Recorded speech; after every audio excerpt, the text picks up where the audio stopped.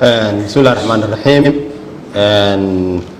maanta ay taariikhdu tahay 25 bisha November 2019 waxaan rabnaa inaan halkan kula wadaagno shir jaraa'id oo aan uga hadlayno xaaladda ay marayso maamul dhisidda dowlad goboleedka Galmudug.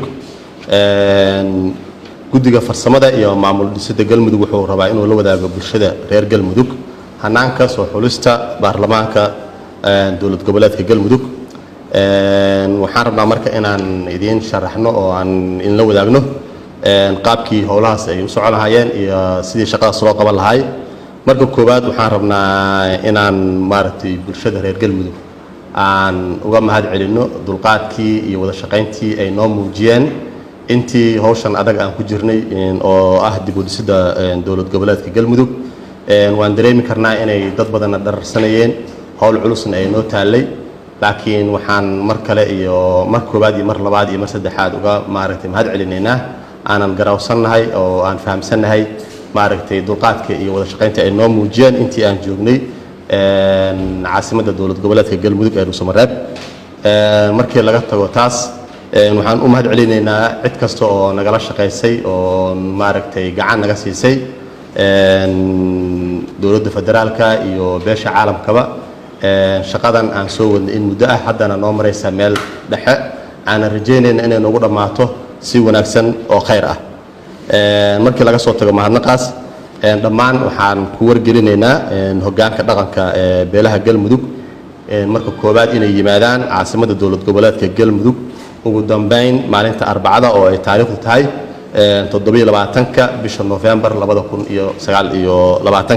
2019. sidaas daraaddeed iyadoo la ratix raacayo dastuurka ku meel gaarka ee dowladda federaalka iyo dastuurka dowlad goboleedka Galmudug, guddiga farsamada iyo maamul dhisidda Galmudug wuxuu soo dejiyay qorshe howleedkii lagu shaqayn lahaa inta ka dhiman dhamaystirka hawshan aan halkan u joognay. qorshe howleedkaas waan la wadaagaynaa asagoo qoraal ah, halkanna waan idinka akhrinayaa asagii oo maaragtay faahfaahsan. laga bilaabo maanta oo ay taariikhdu tahay 25 bisha November ilaa 28 bisha November 2019 waxaan ka shaqayn doonaa oo aan xoog saari doonaa xaqiijinta odayaasha dhaqanka dowlad goboleedka Galmudug. sidaan hore u soo baaqnana aan ka codsanay inay maaragtay ku yimaadaan laga bilaabo maanta ilaa maalinta Arbacada oo ay tahay 27 bisha November. marka qodobka labaad 29 November ilaa 30 Decemberna waxaan ka shaqayn doonaa soo xulista xildhibaanada dowlad goboleedka Galmudug. 10 December ilaa 12 Decemberna waxaan ka shaqayn doonaa howlgelinta golaha baarlamaanka dowlad goboleedka Galmudug ayaan ka shaqayn doonaa haddii alla idmo. qodobka afaraad 13 December iyo ilaa 16 Decemberna waxaan ka shaqayn doonaa doorashada guddoonka golaha baarlamaanka dowlad goboleedka Galmudug. qodobka shanaad 17 December ilaa 23 Decemberna waxaan ka shaqayn doonaa doorashada madaxweynaha iyo madaxweyne ku-xigeenka dowlad goboleedka Galmudug haddii alla idmo.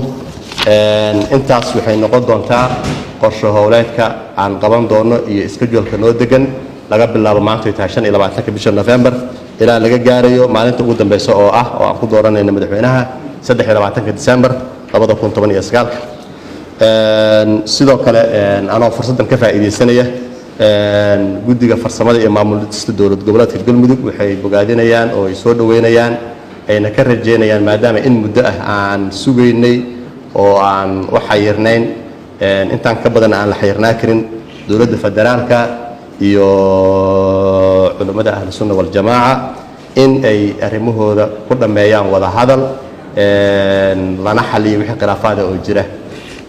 intaas ka bacdi waxaan mar kale fursadan uga faa'iideysanayaa in hay'adaha ammaanku ay shaqadooda qabsadaan kana shaqeeyaan sidii ay hore u soo shaqeynayeen sugidda amniga oo ay xil gooni iska saaraan xilligan lagu jiro kala guurka oo ay xaaladdu xasaasi tahay. waa mahadsantiin. السلام عليكم ورحمة الله وبركاته.